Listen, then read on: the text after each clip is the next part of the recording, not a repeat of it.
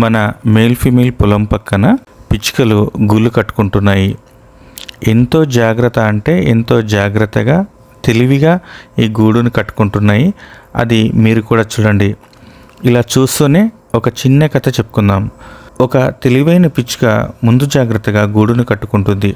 ప్రశాంతమైన గ్రామంలో వసంతకాలం ఇప్పుడే ప్రారంభమైంది. సూర్యుడు ప్రకాశిస్తున్నాడు, పువ్వులు వికసిస్తున్నాయి మరియు గాలి పక్షుల మధురమైన పాటలతో నిండి ఉంది. అన్ని పక్షులలో దేవి అనే చిన్న తెలివైన పిచ్చుక నివసించింది. వసంతకాలం వచ్చిన వెంటనే దేవి కొమ్మలు, ఆకులు, ఈకలు మరియు మృదువైన గడ్డిని సేకరించడం ప్రారంభించింది. ఆమె ప్రతి ఉదయం పనిచేస్తూ చెట్టుపై ఎత్తైన తన గూడును నిర్మించుకోవడానికి ముందుకు వెనుకకు ఎగురుతూ ఉంటుంది. ఇతర పక్షులు దేవి కృషిని గమనించి ఆమెను చూసి నవ్వాయి. దేవి, నువ్వు ఎందుకు అంత కష్టపడి పనిచేస్తున్నావు అని ఒక బ్లూబర్డ్ నవ్వింది. మాతో ఆడుకో, తర్వాత గూడు కట్టుకోవడానికి చాలా సమయం ఉంది అని ఒక రాబిన్ అని అన్నాడు.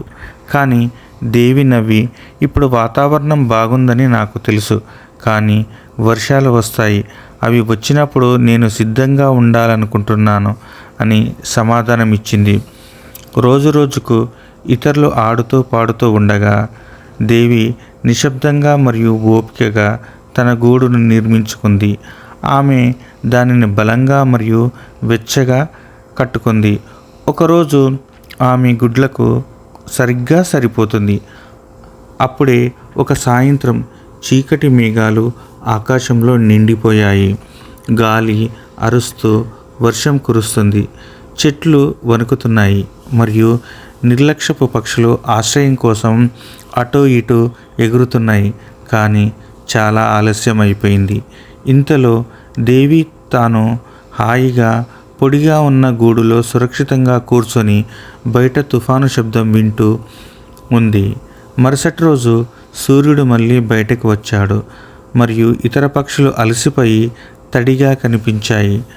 అవి దేవి వద్దకు ఎగిరి వచ్చి, నువ్వు చెప్పింది నిజమే, నీలాగే మనం కూడా సిద్ధమై ఉండాలి అని చెప్పాయి.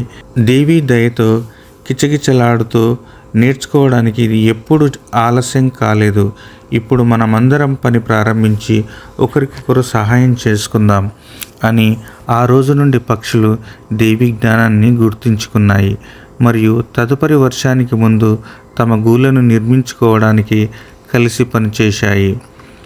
మోరల్ ఏంటిదంటే, prepare today for a better tomorrow.